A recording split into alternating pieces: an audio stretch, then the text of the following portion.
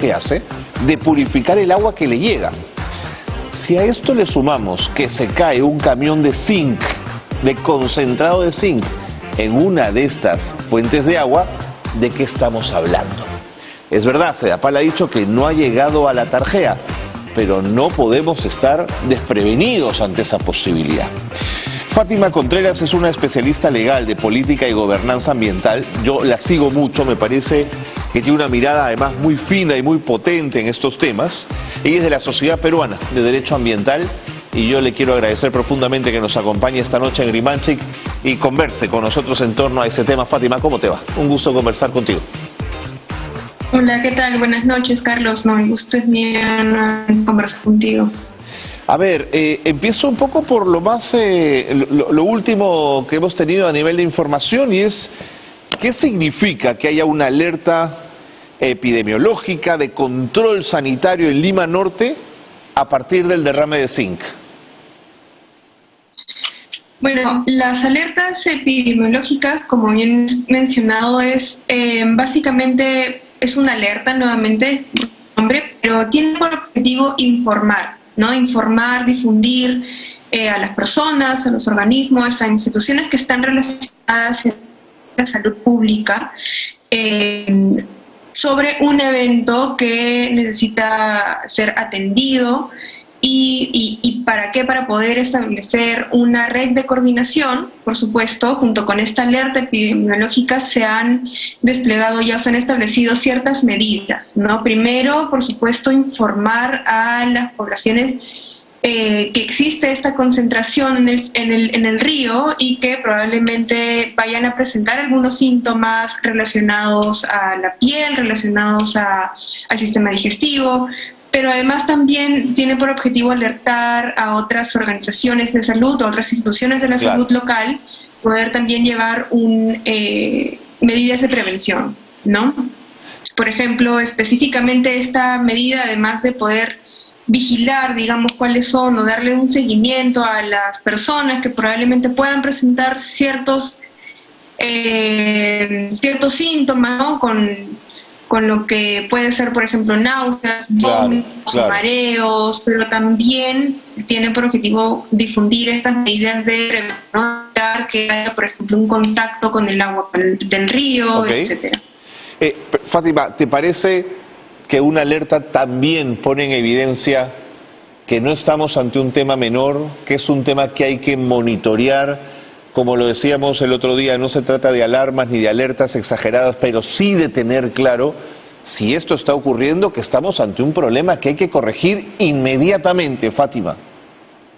Sí, por supuesto. Es decir, la alerta es una medida necesaria, ¿no? Es decir, es necesario difundir que existe un problema, que ha desencadenado una contingencia en un río que además es, como bien mencionaste, es uno de los ríos principales en Lima, no solamente para fines poblacionales, sino también porque da la sostenibilidad de otras actividades económicas. Entonces es necesario alertar, no es una medida exagerada, es más bien la respuesta que se necesita de parte de las autoridades de poder también desplegar acciones, ¿no? de vigilancia, de monitoreo de las personas. Entonces en realidad es lo mínimo que se tiene que empezar a hacer, ¿no? La alerta no significa solamente un llamado a la atención, un llamado a la vigilancia, sino tiene el inicio, el despliegue de distintas medidas, pero son medidas coordinadas. Correcto. Tienen que ser medidas, además, que tienen que cohesionar con otras acciones que viene realizando, por ejemplo, la empresa Volcan, pero que también tiene que realizar los otros organismos ambientales para poder continuar con el monitoreo de recuperar nuevamente la calidad del río. En términos de preocupación ambiental, de monitorear y tener cuidado con lo que está sucediendo, ¿te preocupa más esto o te preocupa más el derrame de petróleo en el Norte Chico? No quiero quitarle peso a ninguna de las dos cosas, pero si habría de preocuparme inmediatamente por una de ellas, ¿cuál te preocuparía a ti, Fátima? Son escenarios diferentes, Carlos, de respuesta, ¿no? Por ejemplo, en el tema del derrame de petróleo, lo que sucede, ¿no? Que ese es el caso al que me mencionas, hay una respuesta diferente de parte del responsable, ¿no? La empresa, en ese caso, no asumió responsabilidad, todo por el contrario, trató de desprenderse o desentenderse incluso de algunas responsabilidades de indemnizar o de compensar el impacto a poblaciones que hasta el momento, hasta la fecha, siguen siendo afectadas. Pero en cambio este escenario no, este escenario ya vemos como una reacción mucho, tal vez, una iniciativa, ¿no?, de parte de la empresa privada de ya empezar conversaciones con los afectados, entiendo las asociaciones de piscicultores, para poder empezar conversar o negociar alguna compensación económica por las pérdidas de las toneladas de truchas que se han visto afectadas, ¿no? Entonces son escenarios muy diferentes. De hecho, la atención tiene que ser igual en ambos casos porque, por supuesto, ya se han iniciado, en los dos casos ya llevan procesos administrativos y penales iniciados. Entonces es importante darle seguimiento a ambos porque además son procesos largos, son procesos complejos y son procesos en los que además mucho se puede decir y cuando una vez se pierda tal vez el foco público, ¿no? Muchos procesos también se caen. Entonces, más que por decisiones, sino por el tiempo, las reprogramaciones y etcétera, son muchos mecanismos que las empresas a veces lamentablemente utilizan para demorar una decisión final, ¿no?, de las autoridades. Entiendo que ha habido una aproximación y algunos acuerdos ya con algunas de las comunidades impactadas, pero inicialmente, Fátima, las comunidades campesinas habían presentado una denuncia penal ante la Fiscalía Especializada en Materia Ambiental de Lima, ante la Defensoría del Pueblo y ante la propia OEFA. Yo te quería preguntar si desde la Sociedad Peruana de Derecho Ambiental perciben que ese es un camino correcto frente a una situación como esta.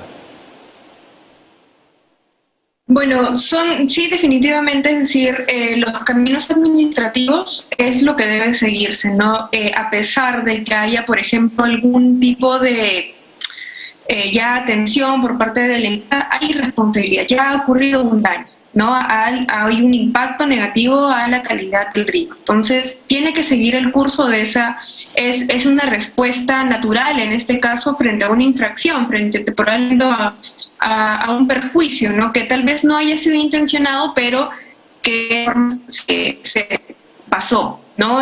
Puede ser, además, puede notar eso, qué cosa, que haya algunas medidas de contingencia o de atención de riesgos que no han sido implementados eficientemente. Claro.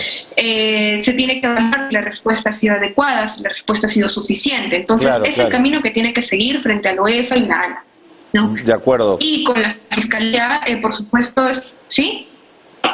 Te sigo, Fátima, sí, por favor. Con la Fiscalía, Y con la Fiscalía es un proceso de investigación preliminar, ¿no? El delito por el cual entiendo que las comunidades han denunciado a la empresa de transportes y también a la empresa, al titular minero, es por contaminación de fuentes de agua. Entonces, es una investigación que tiene que seguir el curso para poder determinar precisamente cuál es el nivel de responsabilidad, ¿no?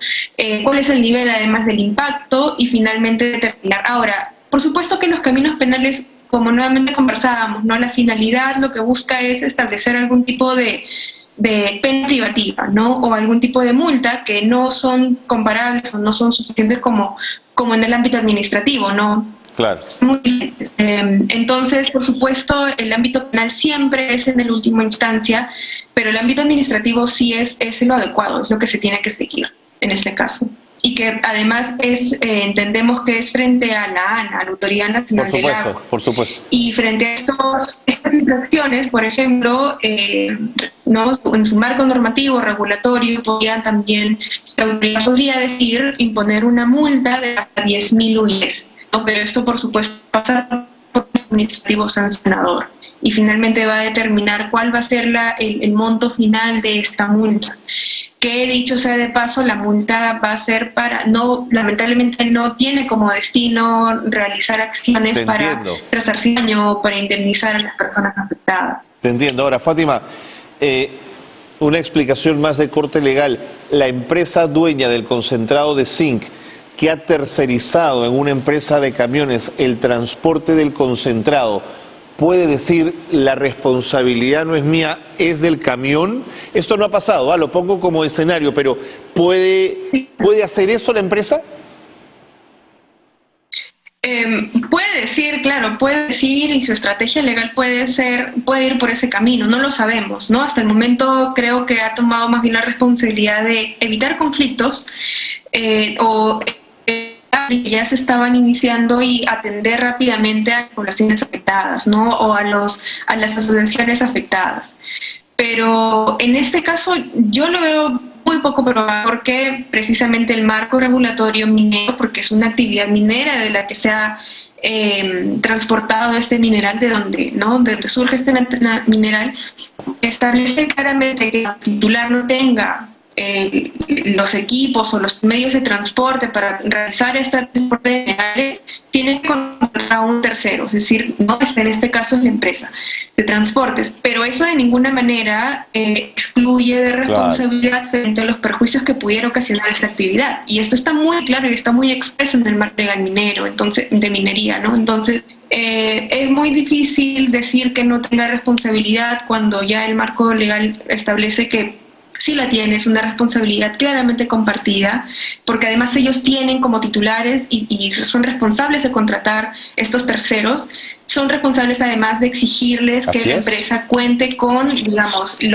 los equipos adecuados, los medios de transporte adecuados, o en todo caso también estén capacitados para responder frente a este tipo de contingencias, ¿no? Este tipo de riesgos.